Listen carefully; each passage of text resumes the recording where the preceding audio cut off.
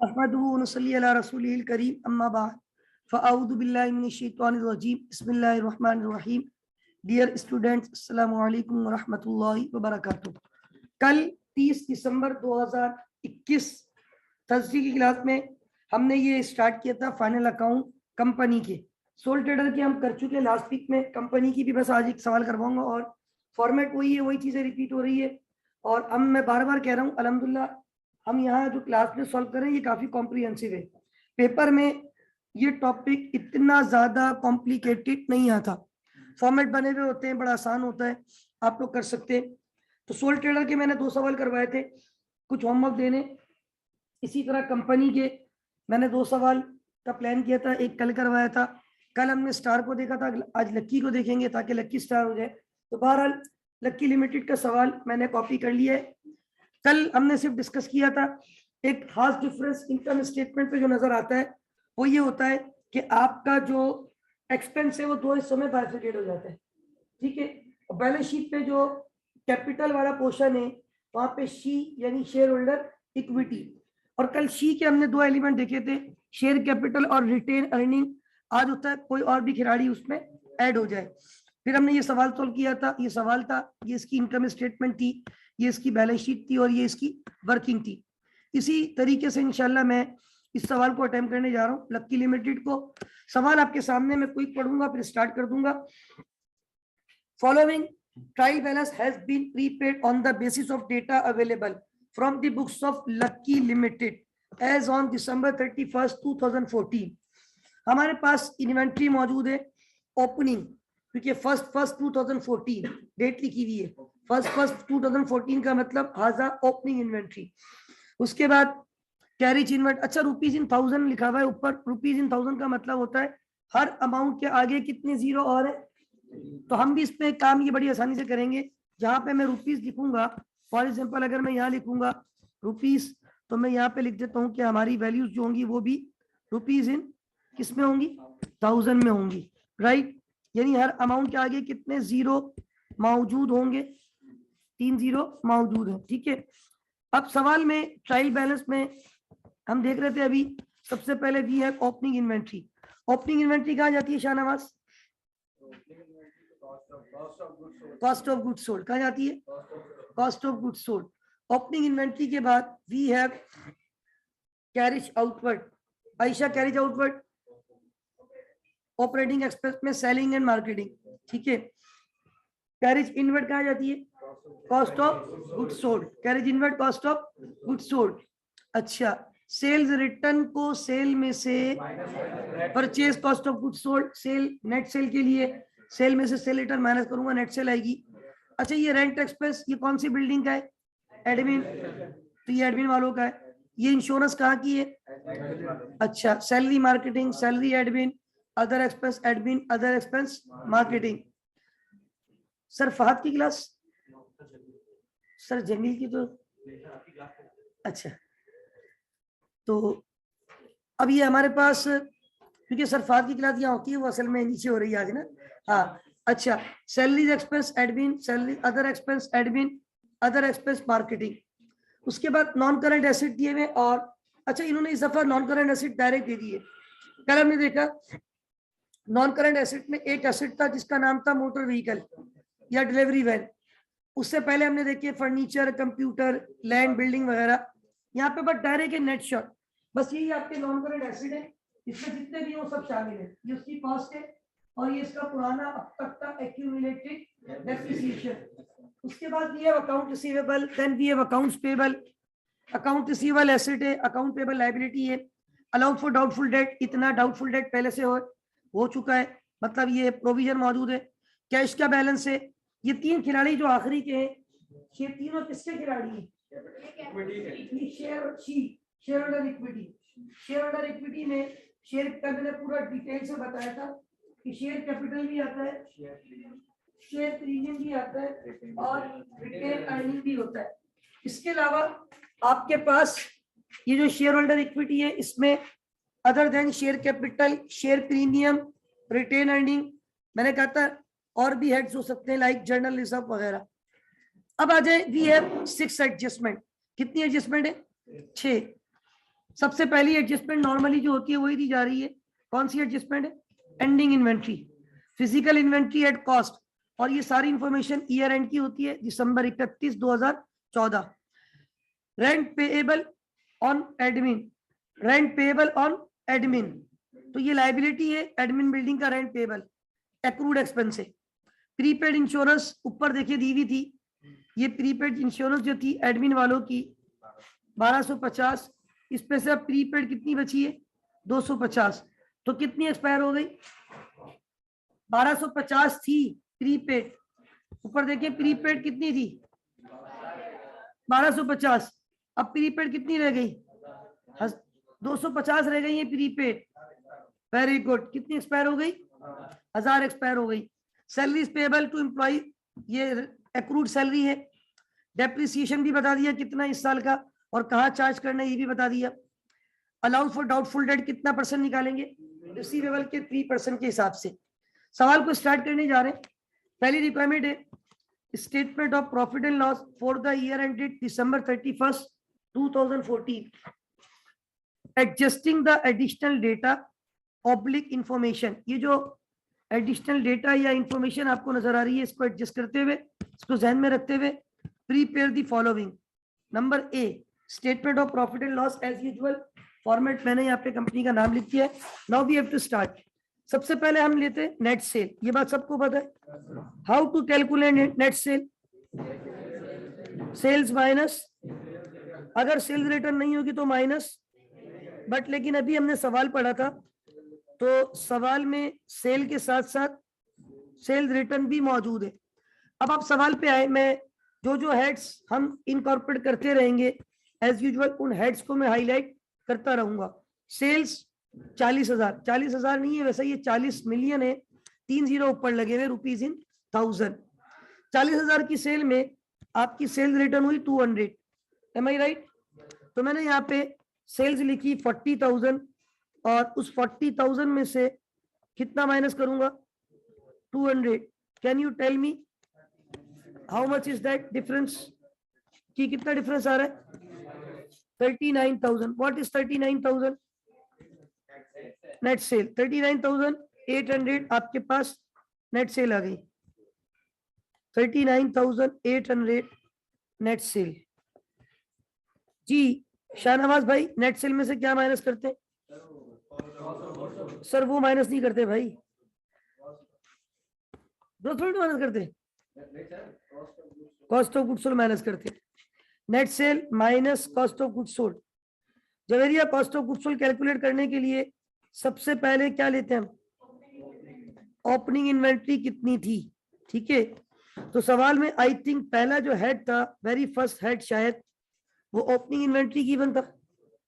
सवाल का जो वेरी फर्स्ट हेड था, I think so it was opening inventory. इधर देखिएगा, इन्वेंट्री फर्स्ट 2014, 1 जनवरी 2014, हमारा ईयर एंड दिसंबर 31 से, कीप इन माइंड, राइट?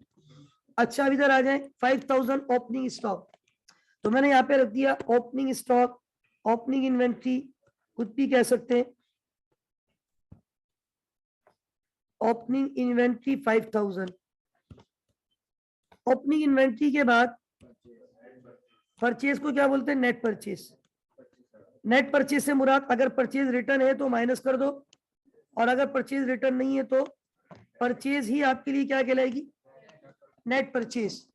तो आप देखिए सवाल में परचेज तो मौजूद है 25,000 की, and I think so yes, इतना छोटा सा तो ट्राई बैलेंस है, देयर इज नो, या कोई परचेज रिटर्न मौजूद, परचेज रिटर्न ला मौजूद। तो अब ये बताएं, yes very good, carriage inward is also a part of cost of goods sold, ये बात सबको पता है ना? कैरेज इनवर्ट कितनी थी? 500। अच्छा, ये तीनों मैं प्लस कर रहा हूं तो आंसर आ रहा है 30,500, एम आई राइट? शाहनवाज, इसको क्या बोलते हैं? Cost of goods available for sale. ये तो आपको भूलना भी नहीं चाहिए। और देखिए इसमें कोई रेक्टिफिकेशन नहीं है, मैं बार बार एकदम लॉजिक से ना भाई, मेरे पास ओपनिंग पे 5,000 रुपए का माल पड़ा हुआ था, मैंने 25,000 का माल और खरीदा था, कितने का हो गया? 30,000 और 500 रुपए मैंने किराया भी दिया carriage inward 30,500। Cost of goods available for, इसमें से ही कुछ बिका होगा, कुछ इसी माल में से जो अवेलेबल फॉर सेल था, कुछ बिक गया कुछ बच गया, तो जो बच गया वो माइनस कर दो, तो जो बिक गया उसको बोलते हैं कॉस्ट ऑफ गुड्स सोल्ड। अच्छा पहले तो मैं ये कैरेज इनवर्ट को हाईलाइट कर दूं, ये भी हो गया। अब आ जाओ जरा एंडिंग इन्वेंट्री, और एंडिंग इन्वेंट्री में जरा देखिएगा, फिजिकल इन्वेंट्री एट कॉस्ट 750 और 7500, ये 3 जीरो ऑमिट करके जाऊंगा क्योंकि 3 जीरो ऑलरेडी मौजूद है, और ये डेटा है 31 दिसंबर का, मतलब ये इन्वेंट्री कौन सी तारीख की है, 31 दिसंबर। तो एंडिंग इन्वेंट्री को क्या कर दूंगा, माइनस, तो cost of goods available for sale में से एंडिंग इन्वेंट्री, और ये सारी बातें हम ऑलरेडी इन्वेंट्री के चैप्टर में भी अल्हम्दुलिल्लाह बहुत डिटेल से पढ़ के आए थे, अगर आपको याद हो, ठीक है ना, वहां भी मैंने ये स्टेटमेंट बनाना सिखाई थी। जी शाहनवाज भाई, can you tell me 23,000 is cost of goods sold. Ayesha cost of goods sold को क्या करेंगे, अब माइनस किस पे से करेंगे, नेट सेल, ये रही ऊपर, minus cost of goods sold is equal to what, 16,800 is what, gross profit. Okay, 16,800 का आपके पास आ गया ग्रॉस प्रॉफिट। अगला स्टेप क्या होता है, अच्छा ये सवाल किसका कर रहे हैं हम, सोल ट्रेडर का या कंपनी का, कैसे पता चल रहा है कि ये सवाल कंपनी का है, इसमें शेयर कैपिटल मौजूद है, शेयर प्रीमियम मौजूद है, रिटेन अर्निंग मौजूद है।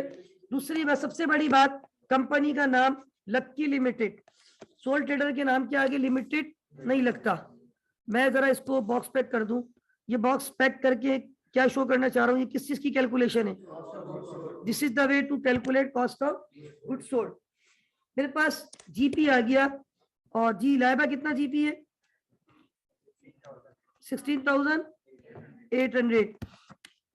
Now what next we have to do, ji Areeb can you tell me अगला स्टेप क्या होगा। अच्छा बोल के बेटे, बोल के लेस करेंगे ऑपरेटिंग एक्सपेंसेस, और अगला स्टेप जो है ना, ऑपरेटिंग एक्सपेंसेस को माइनस करना है। अब ये सवाल चूंकि कंपनी का है, तो कंपनी के सवाल में हम ऑपरेटिंग एक्सपेंस को कितने हिस्सों में बाइफरकेट करते हैं, कौन कौन से वो दो हिस्से हैं, एडमिन और मार्केटिंग। अब देखिए ये एडमिन और मार्केटिंग एक्सपेंस, सॉरी पहले तो एडिंग डालूंगा क्या, operating expenses less operating expenses, और ऑपरेटिंग एक्सपेंसेस को हम दो हिस्सों में बाइफरकेट करेंगे। Number 1 is admin expenses and number 2 is marketing expenses. जी देखिए असल में जितने भी एक्सपेंस होते हैं ना, उनको इन दो हिस्सों में बाइफरकेट किया जाता है, एडमिन और मार्केटिंग। मैं आपको चीज दिखाता हूँ, शायद अगर वो मेरे पास एक रिपोर्ट दिखाई थी मैंने आपको पीएसओ की, एक दफा दिखाई थी ना, ये देखें, ये इस वक्त मैंने डाउनलोड की हुई है पाकिस्तान स्टेट ऑयल की 2020 की एनुअल रिपोर्ट। इनका देखते इन्होंने कैसे बनाई है, कम हो ऐसे ही बनी होगी, लेकिन थोड़ी सी हो सकता है डिफरेंट हो, क्योंकि ये कंपनी की बड़ी कंपनी एक Pakistan state oil, you know this is या पीएसओ, नाम ही काफी है आपकी हमारी। अब ये तो बहुत ज्यादा पेजेस पर है, इसमें मैं ढूंढता हूँ कहाँ पे इन्होंने अपनी जो है ना वो बनाई है, क्या कहते हैं, इनकम स्टेटमेंट बैलेंस शीट। इत्तेफाक देखो डायरेक्ट की बैलेंस शीट आ गई, ठीक है। अच्छा इससे पहले इसका मतलब है, अच्छा उसके बाद आएगी इनकम स्टेटमेंट। देखिए ये नजर आ रहा है आपको ऊपर, ये क्या लिखा हुआ है, सबसे पहले net sale minus cost of goods sold is equal to gross profit. Other income हमने बाद में ऐड की थी, पहले भी ऐड कर सकते हैं, मसला नहीं है। उसके बाद डिस्ट्रीब्यूशन और एडमिन एक्सपेंसेस, ये देख नजर आ रहा है आपको। व्हाट इज डिस्ट्रीब्यूशन, मैंने कल 3 नाम बताए थे, सेलिंग, डिस्ट्रीब्यूशन, मार्केटिंग। लेस किया distribution and marketing expense, less किया एडमिन एक्सपेंस। बाकी ये जो चीजें ये भी आपके मतलब की ही, आप थोड़े बड़े हो जाओ इंशाल्लाह, आगे के जो पॉइंट्स है जब आप ग्रेजुएशन लेवल पे आएंगे तो वो आपको क्लियर होंगे, ठीक है। फिर ये इंटरेस्ट है, टैक्स है, कल मैंने कहा था इंटरेस्ट भी होता है, ये इंटरेस्ट है, फाइनेंस कॉस्ट इंटरेस्ट को बोलते हैं। ये इन्होंने कहीं शेयर खरीदे में किसी कंपनी के, वहां पे उनको थोड़ा सा प्रॉफिट मिला है, share of profit of associate, associate company से प्रॉफिट आ रहा है, टैक्स दे रहे हैं गवर्नमेंट को, लॉस आ रहा है इनका। बहरहाल तो ये सारी चीजें हैं, ये बेसिकली हर कंपनी इसी तरीके से बनाती है, right? Is that clear ji? Intangible asset की अमोर्टाइजेशन भी ऑपरेटिंग एक्सपेंस में चार्ज होगी। वो एमोर्टाइजेशन रिजर्व जो दिया हुआ ना पहले से, वो एक्यूमुलेटेड है, वो पिछला है जी। नहीं, वो बैलेंस शीट में बिल्कुल वो भी लेस होगा, इस साल का भी लेस होगा। हाँ, असल में इनकम स्टेटमेंट होती ही फॉर द ईयर। हम इनकम स्टेटमेंट पर हेडिंग क्या डालते हैं? For the year. तो यहाँ एक्सपेंस भी फॉर द ईयर जाते हैं और इनकम भी फॉर द ईयर, लेकिन balance sheet for the year नहीं होती, एज ऑन। तो उसमें पुराना भी और इस दफा का भी, यानी शायद आप अकबर लिमिटेड के सवाल की बात तो नहीं कर रहे? वो मेहरान नहीं है, अकबर है बहरहाल। वो मेहरान तो आपने उसमें देखा होगा मॉक में। अच्छा, बहुत मसला हो रहा है। अच्छा, वो बेसिकली मेहरान अकबर लिमिटेड का सवाल है, वो पास पेपर का सवाल है, बिल्कुल आया हुआ है। असल में लॉन्ग टर्म में इंटरेस्ट के मामला है, उसमें 4 उसकी जो है ना वो है, क्वार्टरली है। आई नो वेरी वेल, मैंने आपका सवाल सुनते पहचान गया कि आप कहाँ पहुंचे हो। तो वो बेसिकली मेहरान तो मॉक में दिया हुआ है, असल में वो मेहरान नहीं अकबर है। वो सवाल पास पेपर का सवाल है, अकबर लिमिटेड के नाम से पास पेपर में आया था, ठीक है ना? वो मैंने कई दफा सॉल्व करवाया क्लास में, अल्हम्दुलिल्लाह, वो इसमें मसला नहीं है। वो सॉफ्टवेयर उसने खरीदे, उसमें पहले से एक्यूमुलेटेड एमोर्टाइजेशन दी गई है। याद रखें, जिस तरह ये है ना, ये बिल्डिंग है ना, अभी मैं जाऊंगा इस पे, ये नॉन करेंट एसेट ये, और ये जो एक्यूमुलेटेड है ये इस साल का नहीं है, ये पुराना है, इस साल का ये रहा, नीचे खुद ही दे दिया फॉर द ईयर। अब ये दोनों प्लस होके माइनस होने के बाद जो आंसर आएगा वो तो बैलेंस शीट पे, लेकिन जो इनकम स्टेटमेंट में जाता है वो सिर्फ, क्योंकि वो होती ही फॉर द ईयर है, इनकम स्टेटमेंट का मतलब ही फॉर द ईयर है, और बैलेंस शीट का मतलब होता है एज ऑन, अब तक के मामला। बहरहाल अब आगे आ जाए इसमें, कोई भी कंपनी, याद रखें मैं जिस कंपनी में था, हालांकि हमारी भी माशाल्लाह बड़ी कंपनी में जॉब करता था, मैं भी ऐसे ही बनाता था उस कंपनी के फाइनल अकाउंट, अल्हम्दुलिल्लाह मैं खुद बनाता था। और ये तो आप इतना चुनना मुन्ना सा ट्रायल बैलेंस देखते हैं, हमारी कंपनी का ट्रायल बैलेंस तकरीबन, खाली ट्रायल बैलेंस का प्रिंट 33 पेजेस पे प्रिंट निकलता था। एक पेज पे पता नहीं कितने 30-40 हेड होते थे, तो कितने हेड्स होते होंगे, और वो एक दिन में नहीं बनते थे, उसको बनाने में 2 महीने लगते हैं, 2.5 महीने लगते हैं। आप क्या समझ रहे हैं? कल ही, आज ईयर एंड है, टुडे इज December 31, वैसे तो आज कैलेंडर ईयर एंड है, लेकिन आज बहुत सारी कंपनीज के भी ईयर एंड होंगे। अब ये देखो ना, हम सवाल कर रहे हैं इसका ईयर एंड क्या है, लेकिन जरूरी नहीं होता। कैलेंडर ईयर तो 31 दिसंबर पे एंड हो जाता है, लेकिन हर कंपनी का ईयर एंड अपने साथ। मैं जहाँ जॉब करता था वहां June 30 था। किसका? हाँ, उनका 6 मंथ होता होगा, वो बेसिकली वो कहलाता है इंटरिम। बेसिकली 6 मंथ का हो नहीं सकता, बात ये है वो इंटरिम कहलाता है, ठीक है। मैंडेटरी है साल की रिपोर्टिंग, लाजमी। अभी देखिए मैंने पीएसओ की रिपोर्ट आपके सामने रखी थी, इनका ईयर एंड अगर मैं चेक करूं तो इनका ईयर एंड शायद June 30 है, शायद मैंने पढ़ा भी था इनकी रिपोर्ट में, कहीं आगे ऊपर लिखा हुआ आएगा फॉर द ईयर एंडेड। तो फॉर द ईयर एंडेड, अब मैं उसी पेज पे जाऊं जिसपे था मैं, अगर 240 मैंने शायद बोला था, इधर ये क्या लिखा हुआ है ऊपर, for the year ended June 30, 2020। Pakistan में, प्यारे पाकिस्तान में ज्यादातर कंपनीज के जो ईयर एंड है वो June 30 है, क्योंकि हमारे गवर्नमेंट का ईयर भी June 30 पे एंड हो जाता है। इस वक्त हम गवर्नमेंट के मुताबिक 2022 में है, आज भी 2022 में है। अब जुलाई 2022 से हमारा 2023 शुरू हो जाएगा गवर्नमेंट का। तो बहरहाल ये जो बेसिकली कंपनीज के ईयर एंड होते, अब जैसे मैं कह रहा हूँ आज बहुत सारी कंपनीज के ईयर एंड है, तो आज क्या समझते हैं, उनकी ये रिपोर्ट आज एक दिन में बन जाएगी, इतनी बड़ी रिपोर्ट है ये रिपोर्ट हर कंपनी बनाती है, मैं भी अपनी कंपनी की अल्हम्दुलिल्लाह खुद बनाता था पूरी रिपोर्ट। ये देख रहे 365 पेज की रिपोर्ट है, बहुत डिटेल चीजें होती है। तो हमारी कंपनी का ईयर एंड June 30 होता था। तो June 30 का मतलब ये नहीं होगा कि आज June 30 ईयर एंड है, रात को 12 बजे से पहले पहले हम रिपोर्ट बना देंगे, फिर फायरिंग करेंगे, हैप्पी न्यू ईयर मनाएंगे, घर जाएंगे। तो ऐसा नहीं है मेरे भाई, हम उसको आहिस्ता आहिस्ता जुलाई अगस्त 2-2.5 महीने मुझे लगते थे बनाने में, फिर उसका मैं ऑडिट करवाता था, फिर उसका ऑडिट करवाना लाजमी है ऑडिटर से, चार्टर्ड अकाउंटेंट फर्म से। ऑडिट होने के बाद ऑडिटर सेटिस्फाई होगा, फिर वो उस पर साइन करेगा रिपोर्ट पे, फिर वो पब्लिश होंगे। तो तकरीबन 3 से 4 महीने का आपको ऑफिशियली टाइम दिया जाता है। अब जिन कंपनीज के आज ईयर एंड है, आज टुडे इज 31 दिसंबर 2021, वो कंपनीज अब आज से ऑनवर्ड अपने पिछले अकाउंट बनाना शुरू। अब ऐसा नहीं है कि कल से बिजनेस बंद हो जाएगा, सब लोगों को बोलेंगे जाओ, कस्टमर को नहीं। अब कल से इनका काम डबल हो जाएगा, नए साल की शुरू हो जाएगा और पुराने साल को आहिस्ता आहिस्ता क्लोज भी करेंगे। अब वो जनवरी फरवरी 2-2.5 महीने में अकाउंट बनाएंगे, ऑडिट करवाएंगे, फिर पब्लिश होंगे वो।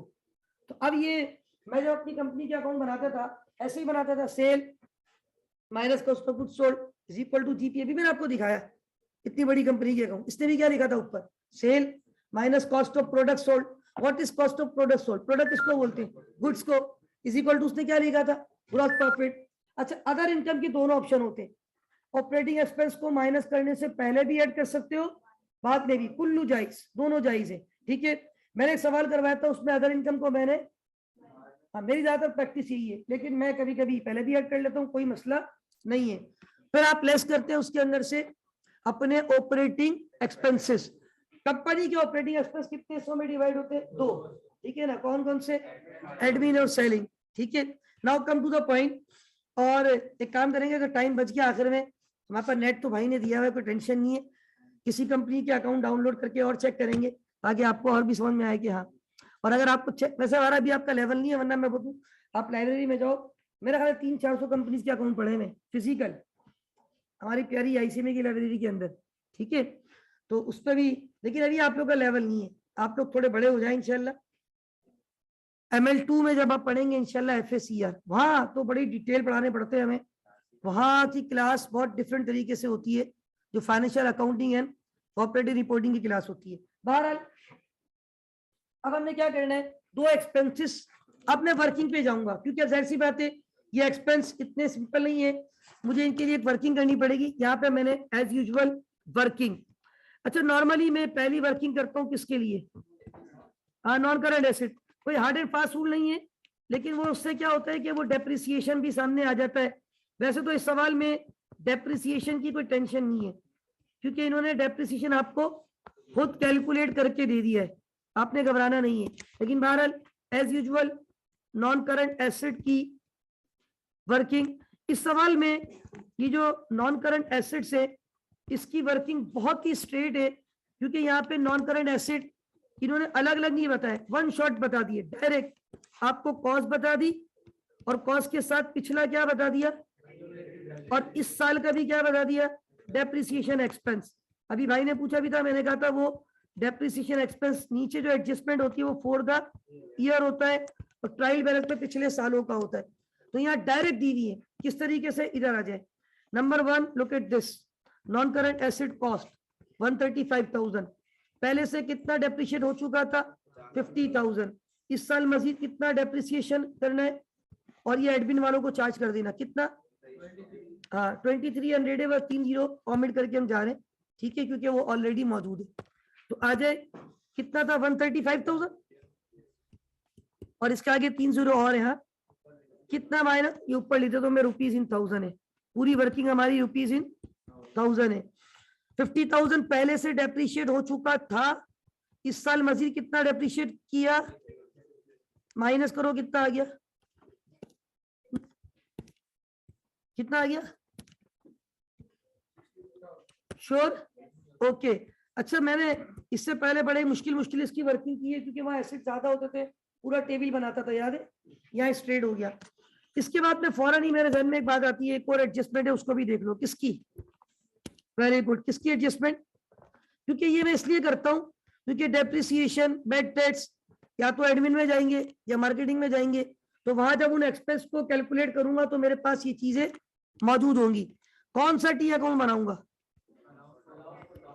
Announce for DOU, beautiful, not beautiful, this is doubtful, right, doubtful debts. इसका ओपनिंग बैलेंस देखिए, डेबिट साइड पे नहीं होता, कल था सिर्फ डेबिट साइड पे, मैंने कहा था वो केस नॉर्मल नहीं था, एबनॉर्मल केस था, वो तो शादिर और नादिर होता है, बहुत ही रेयर होता है जी। अब इधर देखिए, आज तो नॉर्मल है, allowance for doubt, okay very good, 2300 है, बाय मिस्टेक हमने 23,000 माइनस कर दिया है, तो हम इसको सही कर देते, ये मैंने इसको यूं किया और ये 2300 तो लिखा हुआ है, ये शर्मा तुमने क्या लिखवा दिया, 23 माइनस करना था, 82,700। सही है भाई, अब सही है, ऑल इज वेल, ठीक है भाई। Now come to the point, allowance for doubtful debt, इधर देखिएगा, ये रहा, मैंने अभी भी हाईलाइट किया है, इसका ओपनिंग बैलेंस कितना है on the credit side, 60 on the credit side, ये ओपनिंग बैलेंस। इसका एंडिंग बैलेंस कैसे निकालूंगा, अकॉर्डिंग टू परसेंटेज, परसेंटेज कितनी अप्लाई करनी है, 3%। किसके ऊपर अप्लाई करते हैं, अकाउंट रिसीवेबल। अकाउंट रिसीवेबल का क्लोजिंग बैलेंस सवाल में देखिए कितना दिया हुआ है, अकाउंट रिसीवेबल इज देयर 5,000, और इस पे कितना परसेंट लगाना है, allowance for doubtful debt is to be equal to 3% of closing balance of account receivable. तो ये कितना था, लोग जी 5,000 अकाउंट रिसीवेबल का closing balance, yes 5,000 account receivable का क्लोजिंग बैलेंस। बात सुनिएगा, 5,000 अकाउंट रिसीवेबल का क्लोजिंग बैलेंस, मेमन भाई कितना परसेंट लगाना है, 3%। कितना आता है मेमन भाई, ये 5,000 रुपए किसका क्लोजिंग बैलेंस है, अकाउंट रिसीवेबल का। इस पे जब परसेंटेज लगाई तो ये 150 भी क्लोजिंग है, क्लोजिंग पे क्लोजिंग ही आता है, तो ये किसका क्लोजिंग है, अलाउंस फॉर डाउटफुल डेट में पहले से कितना बैलेंस मौजूद है, तो अब कितना करना है उसको, 90 से बढ़ा दो भाई, 90 जरा देखा करे आजकल, 90 से बढ़ा दें, ठीक है। अब ये 90 से आपने बढ़ा दिया, थोड़ा 90 आहिस्ता बोला करो, ठीक है भाई। तो 90 से एंट्री क्या बनेगी, bad and doubtful debt expense debit, allowance for doubtful date bad debt expense. ये आपके पास क्या आ गया, याद रखना। अब ये भाई आपको बताऊं ना, आप भी सुनिएगा और सब लोग भी सुनिएगा, ये जो 60 है ना, ये ओपनिंग है, ये पहले से रिकॉर्ड हो चुका है, ये एक्यूमुलेटेड है। इस दफा का हमने कितना रिकॉर्ड किया है, 90। तो अब टोटल कितना हो गया। अब मैं जब अकाउंट रिसीवेबल को बैलेंस शीट पे शो करूंगा, उसकी वर्किंग भी मैं यहाँ दिखा देता हूँ। अब मेरा जो अकाउंट रिसीवेबल सवाल में गिवन है 5,000, इस 5,000 में से वो लेस होगा जो अब तक का हो गया है। कितना हो गया अब तक का, आयशा 90 नहीं 150, अलाउंस फॉर डाउटफुल डेट कितना माइनस होगा, 150, डाउटफुल 150, पहले से कितना रिकॉर्ड था 60, मजीद कितना रिकॉर्ड किया 90, तो अब टोटल कितना हो गया 4,850। Very good. और ये बात सुन लें आप लोग, ये देखें, ये दोनों ही एसेट है, ये पेज बड़ा इंपॉर्टेंट है, ये वर्किंग, ये दोनों एसेट है, ये वाला भी एसेट है, ये वाला भी एसेट है, फर्क है ये नॉन करंट है वाले करंट है। एक पे हम डेप्रिसिएशन रिकॉर्ड करते हैं और एक पे हम एक पे हम डेप्रिसिएशन रिकॉर्ड करते हैं और दूसरे पे हम अलाउंस फॉर डाउटफुल डेट्स। तो एक हमारा नॉन करंट एसेट है और दूसरा हमारा कौन सा एसेट है, करंट एसेट। तो जो हमारे पास करंट एसेट है उस पे भी पहले से कितना एक्यूमुलेटेड मौजूद था, करंट एसेट पे पहले से कितना एक्यूमुलेटेड मौजूद था 60, और नॉन करंट पे पहले से कितना एक्यूमुलेटेड डेप्रिसिएशन मौजूद था 50,000। इस साल का कितना डेप्रिसिएशन आया और इस साल का कितना बैड डेट्स आया 90, तो 60 प्लस 90 कितना हो गया 150, और वो माइनस हुआ। इसी तरह यहाँ पर भी अगर आप देखें ना, ये 50,000 और 2,300, ये कुल मिला के हो गया 52,300। आपको याद होगा जब मैं टेबल बनाता था तो मैं कहता था एक्यूमुलेटेड डेप्रिसिएशन का ओपनिंग, और फिर मैं लिखता था depreciation expense for the year, और फिर मैं ऐड करता था दोनों को और मैं कहता था एक्यूमुलेटेड डेप्रिसिएशन का एंडिंग। क्या कहता था, डेप्रिसिएशन एक्सपेंस, एक्यूमुलेटेड डेप्रिसिएशन का एंडिंग, वो माइनस करता था। भाई जाहिर सी बात है, ये लैपटॉप है, अगर मैंने 1,35,000 का लिया, ठीक है, इसमें से कितना डेप्रिसिएशन माइनस पहले से हो चुका है 50, इस साल का मजीद कितना हुआ 2,300, तो वो भी माइनस होके आपकी बुक वैल्यू आती है, जो फाइनल बुक वैल्यू हम बैलेंस शीट पे शो करेंगे। इसी तरह अकाउंट रिसीवेबल पे ये जो 5,000 रुपए ये रिसीवेबल है और इस पे कितना डाउट 3%, वो कितना हो गया, ये क्लोजिंग है, ये कहलाता है क्लोजिंग अलाउंस। क्या कहलाता है, और इसको क्लोजिंग अलाउंस क्यों कहते हैं? क्योंकि ये कौन सी वैल्यू पे लगाया? रिसीवेबल की। Very good. ये क्या कहलाता है? Closing receivable. ये क्या कहलाता है? तो जब आप क्लोजिंग रिसीवेबल पे परसेंटेज लगाओगे तो जो आंसर आएगा वो अलाउंस का क्लोजिंग होगा या ओपनिंग होगा? क्लोजिंग हो। और क्लोजिंग का मतलब होता है अब तक का, और उसमें ओपनिंग का इंपैक्ट भी शामिल होता है। ठीक है भाई। अब ये दोनों एक्सपेंस आ गए, फॉर द ईयर भी आ गए, और तो इसमें कोई ऐसा एक्सपेंस नहीं था। मैं दो वर्किंग पैरेलल लेके चलूंगा, वर्किंग नंबर 4 और वर्किंग नंबर 5। कौन कौन से एक्सपेंस के लिए? एडमिन एक्सपेंस और मार्केटिंग एक्सपेंस। अच्छा, अब ये एडमिन और मार्केटिंग में कैसे अलग करें? मैं हमेशा कहता हूं एक बात, ट्रायल बैलेंस को देख ले टॉप टू बॉटम, जहन में क्या रखे? एडजस्टमेंट, बस। अब आ जाओ one by one. Carriage outward, देखिए जो हाईलाइट हो गए वो तो हो चुके। Inventory cost of goods sold में चली गई, carriage inward cost of goods sold में चला गया, सेल रिटर्न सेल में से माइनस हो गई, purchase cost of goods sold में चला गया। कैरिज आउटवर्ड, इसकी कोई एडजस्टमेंट तो नहीं थी? नहीं थी, इसकी एडजस्टमेंट नहीं थी। कैरिज आउटवर्ड मार्केटिंग इसलिए है, ये कस्टमर को आप प्रोडक्ट पहुंचा रहे हो, उसकी कॉस्ट है, मार्केटिंग कॉस्ट है। कितना है? 400। उसके बाद आ जाए नेक्स्ट, अगला आ रहा है रेंट एक्सपेंस। कौन सी बिल्डिंग का? इसकी मेरे ख्याल से एडजस्टमेंट थी। ऊपर कितना दिया हुआ है? 2500। जरा नीचे आओ, रेंट है ना, रेंट एक्सपेंस है। कौन सी बिल्डिंग का है? Rent payable on admin building 600 रुपए।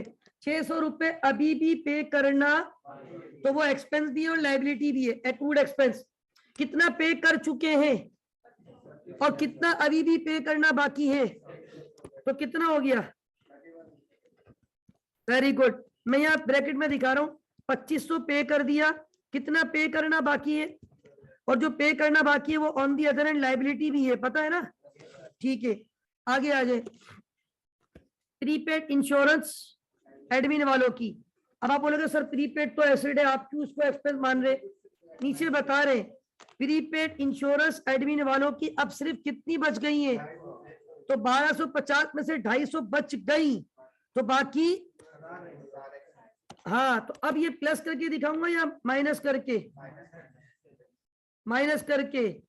और याद रखना, जो माइनस कर रहा हूं वो एसेट है, जो प्लस कर रहा हूं वो लाइबिलिटी है। 1250 में से कितनी इंश्योरेंस बच गई? 250। तो कितनी एक्सपायर हो गई? जो माइनस किया वो बच गया, वो एसेट है। जो माइनस किया है वो एक्सपेंस नहीं है, इसीलिए माइनस किया है। और जो प्लस किया वो भी पे नहीं किया, लेकिन वो लाइबिलिटी है और एक्सपेंस भी है। जिस तरह हम एंडिंग इन्वेंटरी भी तो माइनस करते हैं कॉस्ट ऑफ गुड्स सोल्ड में से। क्यों? Cost of goods available for sale में से, सॉरी। क्यों? क्योंकि cost of goods available for sale में वो भी शामिल है जो बिक गया, और वो भी शामिल है जो, और जो बच गया वो एक्सपेंस नहीं है, जो बच गया वो एसेट है। तभी तो उसको एंडिंग इन्वेंटरी को बैलेंस शीट पे एसेट दिखाते हैं। और ये प्रीपेड भी माइनस किया है, ये एक्सपेंस नहीं है। 1000 रुपए एक्सपेंस है 1250 में से, और 250 का एसेट है। फिर आ जाओ ऊपर, बस जहन में एडजस्टमेंट रखा करो। इधर देखें, सैलरी किसकी है? ये, इसकी तो एडजस्टमेंट तो नहीं थी। नहीं, सैलरी की है, लेकिन वो किसकी है? एडमिन की। तो मार्केटिंग वालों की सैलरी कितनी है? 2100 रुपए। इधर देखिएगा, सैलरीज 2100 रुपए। कुल्लू गरीब है ये, ठीक है भाई। 2100, 21 लाख है वैसे तो, 3 जीरो गायब है, ठीक है। अच्छा, आगे आ जाओ। उसके बाद सैलरी किसकी आ गई? 1700 रुपए। 1700 तो दे दिए, अभी भी कितने देना बाकी है? तो टोटल कितना हो गया? इनकी भी सेम है, ठीक है भाई। इनकी सैलरी कितनी है? कितनी सैलरी पे कर दी, कितनी अभी भी पे करना बाकी है? जो पे करना बाकी है वो एक तरफ एक्सपेंस है, दूसरी तरफ, वेरी गुड। आगे आ जाए, सैलरीज के बाद other expense admin, other expense marketing. इसमें कोई नीचे एडजस्टमेंट, इवन मैं सारी एडजस्टमेंट को हाईलाइट कर चुका हूं, तो मुझे लग रहा है कि मैंने सारी एडजस्टमेंट ऑलरेडी। एक्सपेंस अदर 1000 और 1500। इधर देखिएगा अदर एक्सपेंस, ये 1500 या 1000 है? हाँ, मार्केटिंग वालों के शिष्य थोड़े ज्यादा होते हैं ना, तो उनके कितने एक्सपेंस है? Sorry other expense. अच्छा अब एक बात सुने, हमने अभी एडजस्टमेंट को भी देखना है क्योंकि मैंने अभी डेप्रिसिएशन और बैड डेट्स एक्सपेंस कहीं पर भी ऐड, नीचे आपको एडजस्टमेंट दी गई है। अच्छा पहले टॉप से आ रहे थे देख लेते, ये एक्सपेंस हो गए एक्यूमुलेटेड डेप्रिसिएशन और ये एसेट आ गया। तो एसेट के ऊपर डेप्रिसिएशन कितना था 2300 रुपए, ये रहा। और कहाँ चार्ज करना है वो एडमिन डेप्रिसिएशन एक्सपेंस इस साल का सिर्फ 2300। Is that clear? अच्छा अब इसमें हमारे पास ट्रायल बैलेंस देख लिया करें, वही चीजें पता चल जाती हैं। मैंने जैसे ही एसेट को देखा, डेप्रिसिएशन देख लिया, पेबल लायबिलिटी छोड़ दो, अभी रिसीवेबल एसेट है बैलेंस शीट पे वर्किंग कर चुके हैं, डायरेक्ट ले जाएंगे। बैड डेट्स कितने आए थे इस साल के 90। मैंने कहा था बैड डेट्स को कुछ लोग मार्केटिंग का मानते हैं एक्सपेंस और कुछ लोग बेहतर होता है इसको कहाँ दिखा दो एडमिन में। आगे आ जाए, बैड डेट्स भी हो गए, कैश बैलेंस शीट पे जाएगा, retained earning, share capital, share premium सब बैलेंस शीट पे जाएंगे। ये तो बेसिकली आपका क्या कहलाता है पूरा का पूरा share holder equity, share holder equity, right. अच्छा नाउ एक नजर सानी एडजस्टमेंट पे देख लो, शायद कुछ रह तो नहीं गया। फिजिकल इन्वेंट्री माइनस हो गई। एक बात याद रखना, एडजस्टमेंट जितनी भी होती है ना, जितनी भी होती है वो दोनों जगह हिट होती है, इनकम स्टेटमेंट पे भी और हर सवाल में चेक कर लेना दोनों जगह पे। फॉर एग्जांपल ये देखो 7,500 रुपए माइनस किए मैंने cost of goods available for sale में से, ये 7,500 कहाँ दिखाऊंगा बैलेंस शीट पे। ये रेंट 600 रुपए मैंने ऐड किया है एक्सपेंस में, बैलेंस शीट पे क्या दिखाऊंगा लायबिलिटी। प्रीपेड माइनस किया है मैंने यहाँ से, बैलेंस शीट पे क्या दिखाऊंगा एसेट। पेबल को मैंने ऐड किया है एक्सपेंस के अंदर, बैलेंस शीट पे क्या दिखाऊंगा डेप्रिसिएशन माइनस यहाँ से भी किया है, और बैलेंस शीट पे जो आंसर जाएगा उसमें से भी ये वाला भी और पिछला वाला भी माइनस होके जाएगा। अलाउंस फॉर बैड डेट्स 150 पूरा का पूरा माइनस किया मैंने, उसके बाद बैलेंस शीट पे आंसर जाएगा। सारी एडजस्टमेंट हो गई है, इनकम स्टेटमेंट तैयार है, सिर्फ मुझे एक्सपेंस के टोटल लिखवा दो और वो माइनस करेंगे तो आपके पास प्रॉफिट आ जाएंगे, नेट प्रॉफिट। सवाल में कोई अदर इनकम मौजूद, सवाल में कोई अदर इनकम मौजूद नहीं है। कितना है ये वाला भाई क्रॉस चेक किया करें। ओके व्हाट अबाउट दिस 4,000 पूरा। अच्छा भाई ये आ गया 9590 और 4,000, एक आ गया 9590 और एक आ गया। इन दोनों को कैलकुलेट करने के लिए दो वर्किंग की है, एक की है वर्किंग नंबर 4 और एक की है वर्किंग नंबर 5। अच्छा अब ये मुझे इन दोनों का जरा सम अप बता दे कितना जी। ओके 13,590, ये 13,590 आपके पास बेसिकली क्या आ गए ऑपरेटिंग एक्सपेंस। इसको किस पे से माइनस करोगे ग्रॉस प्रॉफिट में से, तो आपके पास क्या आ जाएगा NP. What is NP? Yes not नया Pakistan, this is net profit, right. कितना नेट प्रॉफिट आ गया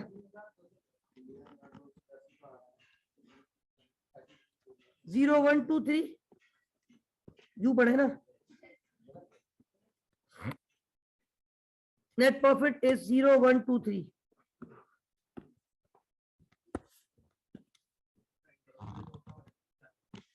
उसका एमोटाइजेशन या तो सवाल में बता देंगे, अगर नहीं बताएंगे तो फिर एडमिन में भेजा। ज्यादातर खर्चे जो नहीं मेंशन होते वो हम कहाँ लेके जा रहे होते एडमिन में, ठीक है। तो भाई अल्हम्दुलिल्लाह कौन सी स्टेटमेंट बन गई statement of profit and loss. अब क्या बनानी है स्टेटमेंट ऑफ, ये बना दूं बराबर में, बना दूं आज।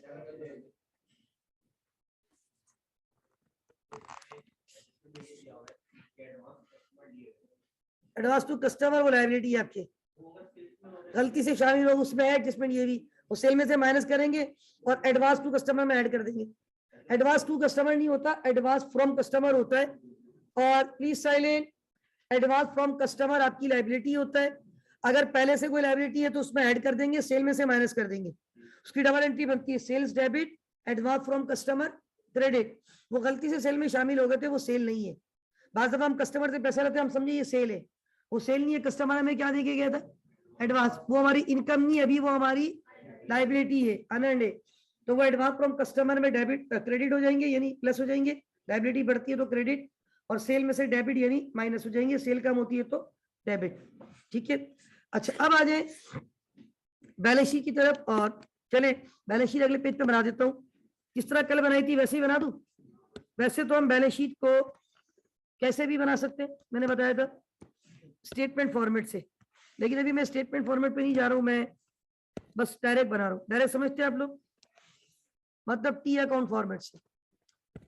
वैसे तो बेहतर ये कि आप कौन से फॉर्मेट से बनाए, हाँ स्टेटमेंट फॉर्मेट, जो मैंने शुरू में 2 सवाल करवाए, लेकिन ये जरा अच्छा लगता है आमने सामने ना। इधर आ जाए, हाँ वो जरा एक ही लाइन में बैलेंस जरा खूबसूरत लगता है ना।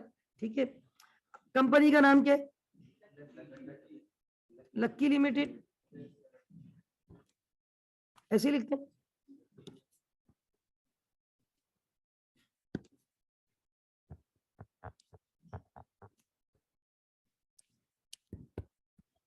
क्या बनाने जा रहे हैं इसकी,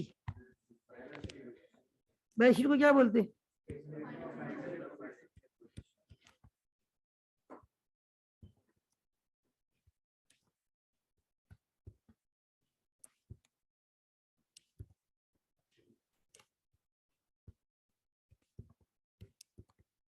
as on as at December 31st 2014। इधर देखिएगा, एक तरफ एसेट आते हैं, दूसरी तरफ इक्विटी और लायबिलिटीज, ऐसे ही है।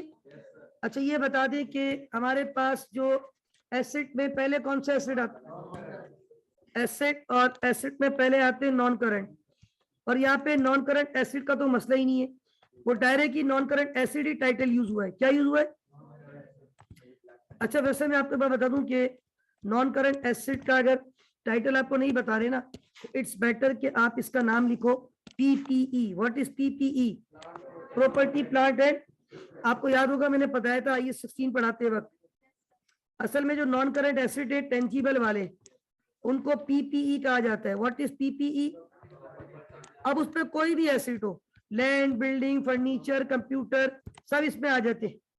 और मैंने सबसे पहले वर्किंग की है नॉन करंट एसेट की, वर्किंग 1, क्या आंसर आया था फाइनल,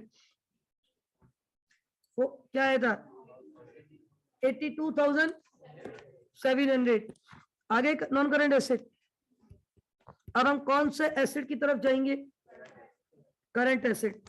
इस सवाल में जो आपके करंट एसेट्स हैं उसमें हमारे पास सबसे पहले तो मेरे ध्यान में आ रहा है एक प्रीपेड था, याद है क्या था, प्रीपेड इंश्योरेंस, वेरी गुड, 250 रुपए, एम आई राइट। प्रीपेड इंश्योरेंस जो बच गई थी, कितनी इंश्योरेंस बच गई थी, 250, ये साइड में लिख के फिर ऐसा टोटल कर दूंगा, बहुत सारे एसेट हैं, ठीक है। 250 रुपए सवाल में ये रहा prepaid insurance, look at this, 250 रुपए। अब जरा इधर आ जाओ, जो मैंने हेड अब तक नहीं देखे, रिसीवेबल, रिसीवेबल का क्लोजिंग बैलेंस बताओ कितना है, बल्कि रिसीवेबल बाद में देखेंगे, पहले inventory, ending inventory, ending inventory कितनी है 5000, एक बार देख लें, 7,500, ठंडी मार रहे हो तुम, क्या कर रहे हो यार, ये 7,500, एंडिंग इन्वेंट्री कितनी है 7,500। अकाउंट रिसीवेबल के लिए कुछ करना है या वर्किंग कर चुका हूं, फाइनल आंसर कितना आ रहा था 4,850, 150 माइनस किए थे 5,000 में से। इधर देखिएगा ये रहा, वर्किंग नंबर कौन सी की थी 3। अब सिर्फ एक करंट एसेट रह गया, बताए कैश, कैश एट बैंक कितना है 2,500 रुपए, कैश एट बैंक कितना है, बस कैश लिख दो काफी है, या कैश एट बैंक तो मसला नहीं है, 2,500। अब मेरी बात सुने, सवाल में कोई और करंट एसेट अगर होता तो इधर देखिए ट्रायल बैलेंस में नजर आता, मैं सारी चीजें हाईलाइट कर चुका हूं। ओपनिंग इन्वेंट्री एक्सपेंस होता है, एंडिंग इन्वेंट्री एसेट होता है वो दिखा दिया, carriage outward, inward, sale return, purchase, ये कोई भी एसेट नहीं है। एसेट क्या था, कैश और रिसीवेबल, ये दोनों दिखा दिए। इसके अलावा प्रीपेड इंश्योरेंस था वो दिखा दिया, और इसके अलावा एंडिंग इन्वेंट्री थी वो दिखा दिया। इसके अलावा नीचे एडजस्टमेंट में भी कोई और एसेट करंट में मौजूद नहीं है। अब आप क्या करेंगे, इन सब का मुझे क्या दे देंगे सम अप कर दें जी, 15,100। अच्छा, अब ये टोटल अभी रहने दें, वो आमने सामने करूंगा। वैसे टोटल नजर आ रहा है तकरीबन 800 और 97,800 आ रहा है। सही है, 97,800। ये वाली साइड क्या कहलाएगी? इक्विटी एंड, तो पहले इक्विटी आएगी या लाइबिलिटी? Equity and liabilities. और इक्विटी एंड लाइबिलिटीज में पहले इक्विटी या पहले इक्विटी आएगी ना, और इक्विटी को यहाँ क्या नाम देते हैं? शी। What is she? क्योंकि ये सवाल कंपनी का है, शेयर होल्डर्स होते हैं यहाँ पे। ऑनर्स इक्विटी उसमें लिखते हैं हम लोग, किसमें? सोल ट्रेडर में। ये बात कल बड़ी डिटेल बता दी थी मैंने, आप सबको क्लियर होनी चाहिए, राइट? अच्छा, ये equity and liabilities and this is she, share holder equity. अच्छा, अब ये बताएं कि हमारे पास जो शेयर होल्डर इक्विटी के हेड्स हैं, इसमें 3 हेड्स हैं। कौन कौन से हेड है? शेयर कैपिटल पहले आता है, शेयर कैपिटल के बाद शेयर प्रीमियम, SCSPRE। या अब इस पे 2 हेड्स तो मसला नहीं है। कौन कौन से? शेयर कैपिटल और शेयर प्रीमियम में मसला नहीं है। रिटेन अर्निंग में कैलकुलेशन करनी पड़ती है, क्योंकि रिटेन अर्निंग में क्या ऐड करना पड़ेगा? इस साल का प्रॉफिट जो मैंने ये जो रिटेन अर्निंग है ये भी ओपनिंग वाला है, पिछले साल का है।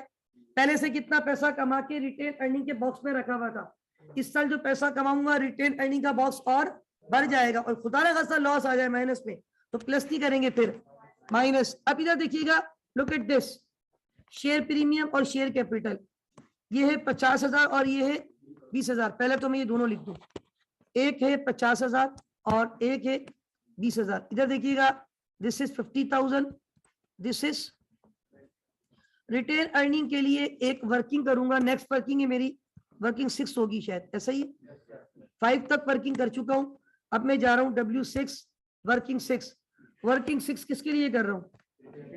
ये तो कुछ भी नहीं है। जब मैं वहां सॉल्व करता हूँ ना कॉम्प्रिहेंसिव फाइनल अकाउंट ML2 में, अल्हम्दुलिल्लाह बहुत दफा वहां पे वर्किंग 16, वर्किंग 17, W11 भी आ जाती है वहां। W11, W12, W13, W14, W17, 18 तक भी मैंने सॉल्व किए अल्हम्दुलिल्लाह। बहरहाल अभी दिखाता हूँ आपको, मेरे पास सिस्टम में होंगे कुछ सेव, आपको दिखाता हूँ अभी। लुक एट दिस, ये अब आपके पास बताएं क्या आ रहा है? रिटेन अर्निंग की calculation, retained earnings. Retained earnings पहले से कितना मौजूद है? रिटेन अर्निंग का ओपनिंग बैलेंस R/E लिख दूं, उसका बिगिनिंग बैलेंस पहले से मौजूद है। जवेरिया कह रही है 22,590, जवाब दुरुस्त है आपका, 22,590। ठीक है भाई, क्या करूंगा इसमें? इस साल प्रॉफिट कमाया है तो 22,590 में जो NP है, नेट प्रॉफिट, वो ऐड हो जाएगा, क्योंकि प्रॉफिट कमाऊंगा तो मेरा अर्निंग बढ़ेगी। रिटेन कर रहा हूं अर्निंग को, 0, 1, 2, 3, यही प्रॉफिट था ना, 3210, यही तो है 3210, राइट? तो नाउ इसको ऐड करो तो कितना होता है? 25,800, 25,800। ये रिटेन अर्निंग का कौन सा बैलेंस है? रिटेन अर्निंग का END बैलेंस, वो लेस होता है बिल्कुल। ये मैंने कल बात बताई थी आप लोगों को, ठीक है? डिविडेंड होगा बिल्कुल लेस करेंगे। मेरे पास एक ऐसा सवाल भी है, वो मैं करवाता हूँ सर क्लास में, लेकिन अभी इस वक्त थोड़ा सा टाइम भी शॉर्ट है, वो मैं आप लोगों को फॉरवर्ड कर दूंगा। सना इंडस्ट्रीज के नाम से एक सवाल है, बुक में सना इंडस्ट्रीज, वो मैंने लास्ट अटेम्प्ट में करवाया था, तो मेरे पास होगा कहीं ना कहीं लास्ट अटेम्प्ट की फाइल में, जो मैं PDF बनाता हूँ, तो वो मैं आपको इंशाल्लाह शेयर कर दूंगा, ठीक है? कंपनी की अपनी मर्जी है, कंपनी मेंबर ने नहीं दे रही डिविडेंड, ठीक है भाई? तो भाई कंपनी पे डिपेंड कर रहा है।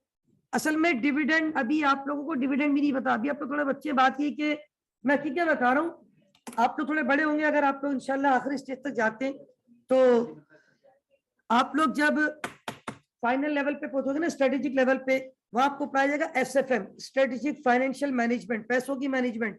वहां पे डिविडेंड एक चैप्टर पढ़ोगे, डिविडेंड पूरा चैप्टर है। और डिविडेंड में 2 बंदे मुझे याद है, एक का नाम गोल्डन है, एक का नाम पता नहीं, एक का मैं भूल रहा हूँ, पता नहीं गोल्डन और एक और था। उसकी थ्योरी है, जिस तरह आप लोग इकोनॉमिक्स पढ़ते हो ना, मार्शल, रॉबिन्स, ये इन्होंने डेफिनेशन दी है, ठीक है ना? और रॉबिन्स क्या कहता है कि अभी अनलिमिटेड डिजायर्स, अनलिमिटेड रिसोर्सेस, ठीक है। प्रोफेसर मार्शल जो है वो अपने हिसाब से कहते हैं सेटिस्फेक्शन की तरफ बात कर रहा होता है।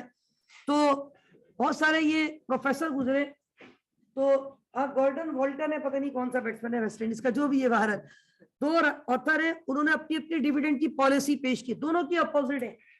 एक बोलता है कंपनी को जी जितना पैसा कमा रही है सारा डिविडेंड दे दे, कुछ भी नहीं रोके, और दूसरा बोलता है नहीं, वो शायद नहीं माने, बोलता है जितना कमा रही है 0% डिविडेंड है। अच्छा, लेकिन वो दोनों अपनी अपनी इक्वेशन बनाते हैं और सॉल्व करते हैं, और वो ये बताते हैं कि अगर हम देखो जो कह रहे हैं ना कि मैं डिविडेंड दे रहा हूं सारा, अगर वो डिविडेंड ना दे, थोड़ा सा होल्ड कर ले, तो उससे वो कंपनी की वैल्यू चेंज हो जाती है। तो वो आप लोगों को सिखाया जाएगा। तो ये डिविडेंड डिसीजन कंपनी का अपना डिसीजन होता है। कंपनी असल में डिविडेंड बेसिकली एजीएम होती है हर कंपनी की, एनुअल जनरल मीटिंग, वहां पे डिक्लेयर किया जाता है।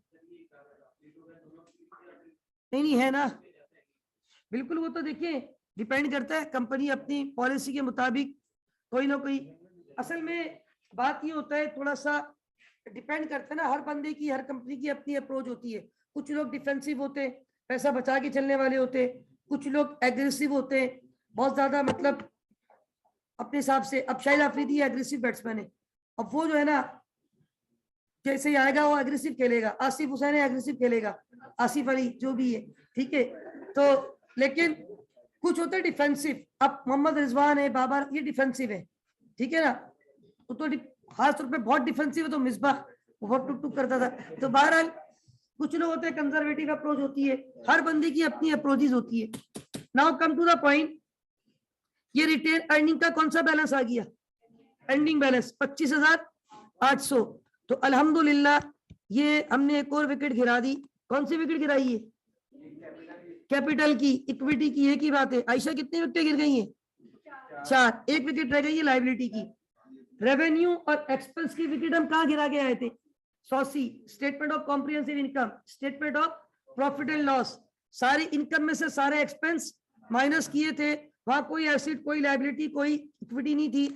तो यहाँ पे एक तरफ एसेट और एक तरफ कैपिटल हो चुका है। कितना अमाउंट आ रहा है नेट? 95। इसका मतलब है लाइबिलिटी 2000 की होनी चाहिए। लाइबिलिटी कितने की होनी चाहिए? क्योंकि बैलेंस शीट हमारी कितने पे बैलेंस होनी चाहिए? बैलेंस शीट का जो टोटल यहाँ मुझे नजर आ रहा है वो 97,800। अब सुने, इस सवाल में जो लाइबिलिटीज है वो सिर्फ करंट लाइबिलिटीज है। अगेन मैंने सवाल पढ़ा था, सवाल में कोई नॉन करंट लाइबिलिटीज नहीं है। सवाल में there is no non current liability, सिर्फ कौन सी लाइबिलिटीज है? करंट वाली लाइबिलिटीज। और वो 3 है मेरे हिसाब से। कितनी है? 2 तो वो एडजस्टमेंट के अंदर है, 2 पेबल एडजस्टमेंट में थे। कौन कौन से पेबल थे? सैलरीज पेबल था और एक रेंट पेबल था, दोनों एडमिन वालों का था, याद है? रेंट पेएबल और दूसरा सैलरीज पेएबल। अच्छा, मुझे एक लाइन नीचे लिखनी पड़ेगी क्योंकि वो टोटल इस लाइन में नहीं आ रहा, वो आगे एक साथ करना होता है क्योंकि इस तरह का पढ़ा रहे। तो सैलरीज पेएबल ये बताएं, और एक अकाउंट पेएबल था सवाल में, एम आई राइट? बस इसके अलावा कोई और लाइबिलिटी नहीं है। अजय भाई रेंट पेबल पहले देख लो, नीचे था, ये रहा। रेंट पेबल कितना है? 600। सैलरी पेबल कितना है? इसका मतलब वो 1000 होगी। यस वो 1000 है। ये देखिए अकाउंट पेबल कितना है? अकाउंट पेबल कितना है? 1000। रेंट पेबल कितना है? 600। सैलरी पेबल कितना है? इसके अलावा कोई पेबल, और बैलेंस शीट की अलहमदुलिल्लाह हमारी बैलेंस हो गई। रेंट पेबल कितना है? Salaries payable, account payable, this plus this equal to this. What is this? 2000। ये कितना है? This is this. अच्छा, लाइबिलिटी और इसको प्लस कर दो, 97,000। टोटल एसेट भी कितने के थे? 97,000। तो हेंस प्रूफ के total assets are always equal to total equity and 97,800 total assets are always equal to total equity and liabilities. तो अल्हम्दुलिल्लाह ये हमारा सवाल मुकम्मल हुआ और इसमें बेसिकली हमारे पास कल से अगर मैं कंपैरिजन करूं तो थोड़ी सी एडजस्टमेंट ज्यादा थी। एडजस्टमेंट के अंदर एडमिन मार्केटिंग की एडजस्टमेंट भी थोड़ी ज्यादा थी। शेयर प्रीमियम का कॉन्सेप्ट भी आ गया।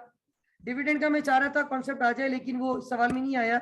लेकिन वो जो सना वाला सवाल है वो एक अच्छा सवाल है, इसमें बहुत सारे हेड्स है तो हो सकता है वो सवाल मैं आपको शेयर कर दूंगा क्योंकि असल में वक्त हमें बचाना है और पेपर में मैं कह रहा हूँ ये चीजें इतनी मुश्किल नहीं आती क्योंकि मैं करवाऊंगा मॉक सेशन भी इंशाल्लाह, उसको भी हम डिस्कस करेंगे। और दूसरी बात ये कि अच्छा अभी क्लास में 1 मिनट ऑलमोस्ट ये सवाल हमारा हो गया। ये सवाल था, ये हमने इसकी इनकम स्टेटमेंट, ये बैलेंस शीट और ये इसकी working. That's all for today. अल्लाह हाफिज और नासिर। पाकिस्तान जिंदाबाद।